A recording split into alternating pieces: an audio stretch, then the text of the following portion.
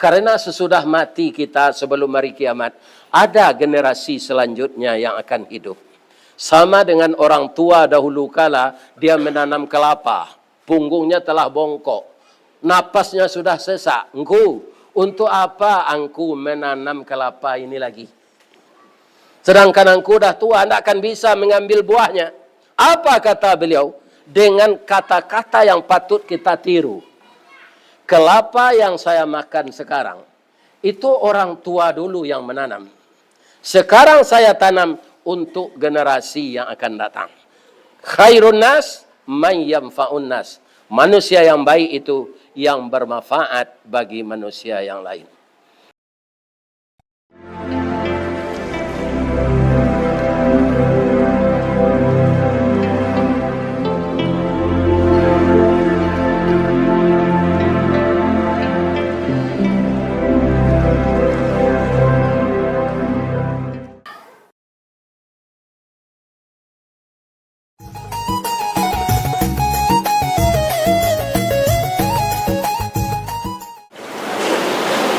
Alhamdulillah alladzi khalaqal insana fi ahsani taqwim wa hadana ila siratim mustaqim. Asyhadu an la ilaha illallah wa asyhadu anna Muhammadar Rasulullah. Allahumma fasalli wa sallim ala hadzal nabiyil karim wa ala alihi wa ashabihi ajmain. Amma ba'du, faya ayyuhal muslimun al-hadirun, inni usikum wan nafsi wa iyaya bitaqwallah wa ta'atihi fi kulli waqtin la'allakum turhamun. Ittaqullaha haqqa tuqatih wa la tamutunna illa wa antum muslimun. Qala Allah subhanahu wa ta'ala fi kitabihil karim. A'udzu billahi minasy syaithanir rajim. Bismillahirrahmanirrahim. Wa auha rabbuka ilan nahli anittakhidhi minal jibali buyutan wa minasy syajari wa mimma ya'rishun. Thumma kuli min kulli thamarat fasluki subula rabbuki fazulula yakhruju min butuniha syarabun alwanuh mukhtalifun alwanuhu fihi shifaa'un linnas inna fi dzalika laayatan liqaumin yatafakkarun. Qala Rasulullah sallallahu alaihi wasallam, al-mu'min kan nahli, rawahul Muslim. Ma'asyiral muslimin, bapak-bapak, sahabat-sahabatku, anakku generasi muda Islam, jamaah Jumat yang berbahagia. Pertama, kita bersyukur sampai siang ini hati kita masih terbuka untuk mendatangi salat berjamaah ke masjid ini dalam rangka mendekatkan diri kepada Allah setiap hari Jumat. Ternyata kemanapun saya pergi, masih banyak kita orang Islam ini yang belum tahu bahwa salat Jumat ini adalah salat zuhur yang dijadikan 2 rakaat. Sebagai penggantinya diganti dengan 2 khutbah. Maka ke depan bagi bapak-bapak yang telah datang ke masjid, penuhkan saf ke depan dulu. Karena khutbah ini sudah termasuk salat yang 4 rakaat. Jangan duduk di belakang, maju ke depan. Dengarkanlah khatib ini bicara. Ya kan, supaya salat kita sempurna, diterima oleh Allah. Ya kan, kalau ibadah kita ini tidak dilengkapi rukun syaratnya, tidak diterima oleh Allah, sama je orang bertanah. Kalau pandai kita batanak, puntuang dielo disuruti bakayu kelupak pisang. Kelupak pisang tu basah, Pak. Tapi kalau pandai kita mengapikan, nasi kita akan masak. Tapi kok talalai kita mengadang talambek mengadang lambiak mata surui kabarehnya tak namu. Dikatakan lontong alun jadi, dikatakan nasi ialah luyak. Maka amal kita sia-sia. Maaf ya Bapak-bapak, walaupun saya sekali ini ke sini dan saya itu tahu dan saya sampaikan ke depan. Walaupun saya sudah mati, bagi kita yang hadir sekarang, penuhilah saf di depan. Karena kalau kita di belakang, Bapak-bapak, ada orang yang nanti salat sunat. Kemudian dia melintasi kita yang duduk, yang salat itu. Maka dosanya besar. Untuk itu, setelah kita datang ke masjid, penuhkan saf ke depan. Dan kalau ini dipoto sekarang, Pak, maka saf ini akan rapi. Kalau seperti tadi, kaum muslimin tidak rapi bentuknya. Sekarang sudah baik. Mudah-mudahan ibadah saya, ibadah bapak-bapak semua diterima oleh Allah Subhanahu wa taala.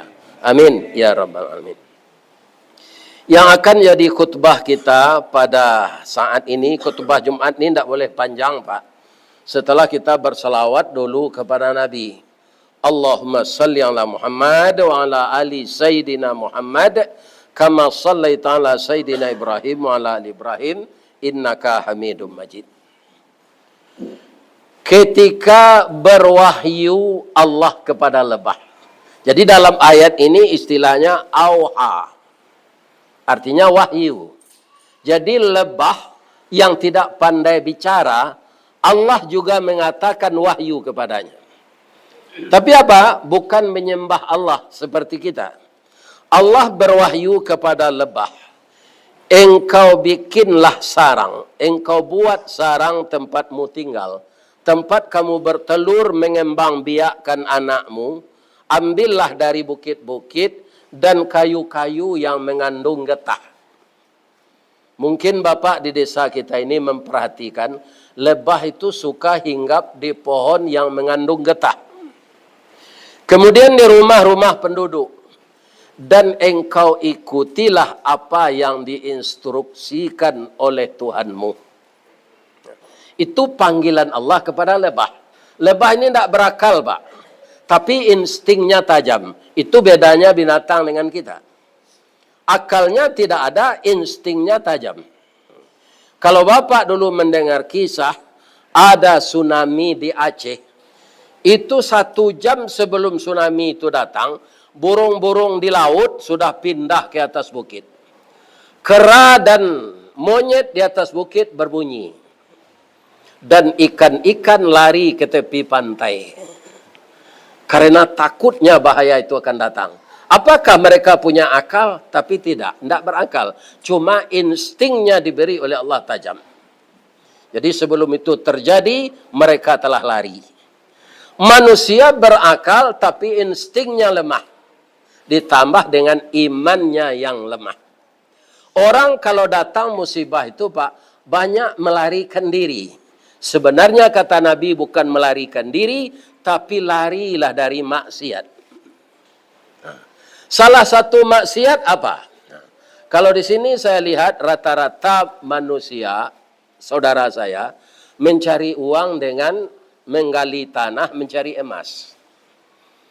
Ada katanya saya dengar yang 1 hari itu kalau rezekinya terbuka, dapat emas itu 1/2 kilo. Tapi dia tidak mau berzakat. Dengan mencari emas itu dia lalai salat. Tidak ada salat 5 waktu. Padahal yang diambil itu nikmat yang disediakan Allah. Tidak ada sesuatu kekufuran di dunia ini yang paling besar. Orang yang mengaku Islam tapi meninggalkan salat. Itulah kekufuran yang sangat besar. Lebih berbahaya dari zina, lebih berbahaya dari mencuri. Jadi bagaimanapun emas itu kepunyaan Allah, kata Allah di dalam Al-Quran, la in syakartum la azidannakum. Jika kamu syukuri, mensyukuri nikmat Allah itu apa? Ya ketika salat dulu, hentikan itu dulu. Pending itu dulu, tinggalkan dulu. kita utamakan menyembah Allah. Sebab apa? Ada hukuman yang akan datang nantinya namanya istidraj. Kalau kita tidak mengacuhkan perintah Allah. Apa itu istidraj? Bisa maling, bisa orang merampok kita dibunuh, dan bisa tiba banjir besar, dihanyutnya semua harta kita.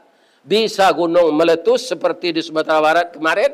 Bisa galodo yang tidak bisa ditahan. Bangunan beratus tahun kita bangun dengan biaya yang banyak, tapi hitungan detik hancur. Begitu Allah kalau telah marah. Nah, untuk itu bagi bapak-bapak yang menambang emas di sini secara tradisional, kalau dapat hasilnya, ingat bahwa dalam rezeki kita itu ada rezeki orang lain. Ada namanya zakat, ada namanya infak, ada namanya sedekah. Kalau kita kumpulkan harta itu setahun, sampai haulnya harus dikeluarkan zakat. Kalau zakat tidak dikeluarkan, kasarnya kita mengambil hak orang miskin. Kita mencuri hak orang miskin. Jadi lebah, dia tidak berakal tapi instingnya tajam. Manusia berakal, instingnya lemah dan imannya lemah. Dia sangka yang dia miliki itu dia yang punya Allah. Banyak orang setelah kaya, Pak, tapi meninggal dunia mendadak. Sehingga orang lain yang menikmati kekayaan. Sebelum itu terjadi, kita tirulah lebah. Di mana kita hinggap, lebah itu Pak, di mana hinggap, tidak ada merusak ranting. Kemudian selesai mereka itu bertelur, dan telurnya telah menetas, anaknya sudah belajar terbang, kemudian dia pergi. Apakah ketika dia pergi itu ranting rusak? Pohon yang dihinggapinya itu rebah atau hancur? Tidak. Malah dia meninggalkan nikmat. Apa itu? Kalau pandailah dia berkata, wahai orang yang punya pohon, terima kasih banyak, kamilah numpang di sini 3 bulan. Anak kami sudah besar dan sudah bisa terbang. Kalau Anda berkenan, kami ini bisa hidup berhemat. Jadi madu kami tidak habis dikonsumsi oleh anak kami. Sekarang masih tinggal sebotol, 2 botol, 3 botol, ambillah untuk obat bagimu. Min butuniha syarabun alwanuh. Di dalam perut lebah itu keluar madu untuk obat bagi manusia. Syifa'ul linnas. Jadi itu bukan promosi orang menjual manisan lebah, Pak. Tapi Allah yang mengatakan, bapak sakit gula, dilarang makan gula. Bapak sakit gula, dilarang makan yang manis-manis. Tapi sakit gula disuruh mengkonsumsi manisan lebah. Karena apa? Manisnya tidak sama dengan gula. Manisnya tidak sama dengan saka guluanau. Manisnya terdiri dari madu-madu bunga yang diramu oleh lebah itu dalam perutnya dalam takdir Allah. Jadi karena kata Nabi, al-mu'min kan nahli. Orang mukmin seperti lebah. Jadi dia tidak merusak lingkungan. Ya kan? Walaupun kampung saya tidak di sini, Pak, saya sampaikan. Para jemaah, kalau sudah tidak ada lagi emas di tanah yang telah kita gali itu, datarkan kembali. Kalau memang sudah tidak ada lagi emas di sana, cari lahan yang lain. Datarkan lagi untuk anak cucu kita yang akan datang, bisa diolahnya jadi kebun. Kalau kita biarkan, tanah itu tidak bisa dipakai lagi. Inilah yang disebut merusak lingkungan. Kita mendapatkan keuntungan, lebah hinggap di batang cempedak, dia ambil saripati madu cempedak itu, tapi bagaimana cempedak itu tidak dirusaknya. Dia terbang malah meninggalkan madu. Itu cerita Allah di dalam Al-Quran ini. Kemudian terakhir, lebah itu punya sengat, Pak. Kalau di Mudiak di Sumatera Barat, biso namanya. Tapi adakah lebah itu menggigit orang, menyengat orang yang di dalam pasar? Sedangkan di pasar itu ada pencuri, ada orang yang mengecoh timbangan, ada orang yang mengurangi takaran. Tapi lebah tidak mau mengganggu karena tidak urusan dia. Tapi kalau lebah itu kita ganggu, Pak, maka dia akan mengeluarkan sengatnya. Siapapun akan disengat oleh lebah itu kalau dia diganggu. Apa katanya? Diambil rotan bakabe, diambil kerajuit rumpui. Iko nan labah saja ketik, bapantang babalik suri. Cobalah ganggu lebah itu di mana dia hinggap, kita akan disengatnya. Kaum muslimin, jadi contoh yang sangat baik. Kalau Bapak ingin melihat nanti di dalam Al-Quran, yang saya baca ini surat lebah atau surat An-Nahl ayat 68 dan 69. Al-mu'min kan-nahli. Orang mukmin seperti lebah. Yang pertama apa? Dia suka hinggap di tempat yang bersih. Kemudian setelah dia itu pindah, yang tinggal itu tidak dirusaknya. Yang dikeluarkannya yang bersih. Yang dihirupnya saripati bunga, saripati buah. Yang dikeluarkannya madu. Bermanfaat. Tidak sama dengan lalat. Lalat hinggap di tempat yang kotor, setelah dia pindah, penyakit yang tinggal. Untuk itu, karena Nabi mengatakan, orang mukmin kan nahli, orang mukmin seperti lebah, di mana kita tinggal, jangan kita rusak lingkungan. Karena sesudah mati kita sebelum hari kiamat, ada generasi selanjutnya yang akan hidup. Sama dengan orang tua dahulu kala, dia menanam kelapa, punggungnya telah bongkok. Napasnya sudah sesak. Engkau, untuk apa engkau menanam kelapa ini lagi? Sedangkan engkau dah tua, tidak akan bisa mengambil buahnya. Apa kata beliau? Dengan kata-kata yang patut kita tiru. Kelapa yang saya makan sekarang, itu orang tua dulu yang menanam. Sekarang saya tanam untuk generasi yang akan datang. Kaum muslimin, lebah saja berfikir seperti itu, apalagi kota orang Islam yang beriman. Mudah-mudahan cerita lebah di dalam Al-Quran ini bisa menginspirasi kita agar banyak berbuat baik dalam kehidupan, jangan berbuat kejahatan. Khairun nas man yamfa'un nas. Manusia yang baik itu yang bermanfaat bagi manusia yang lain. Fa'tabiru ya ulil absar la'allakum turhamun. Allahumma salli wa sallim ala sayyidina Muhammad wa ala ali sayyidina Muhammad. Alhamdulillah alladzi arsala rasulahu bil huda wa dinil haqq liyudhhirahu 'alad dini kullih walau karihal musyrikun. Asyhadu an la ilaha illallah wahdahu la syarikalah wa asyhadu anna Muhammadar Rasulullah. Allahumma salli wa sallim wa barik ala Muhammad wa ala alihi wa sahbihi ajmain. Amma ba'du fa ya ibadallah, a'udzu billahi minasyaitonir rajim. Bismillahirrahmanirrahim. Qul huwallahu ahad, Allahus samad, lam yalid wa lam yulad wa lam yakul lahu kufuwan ahad.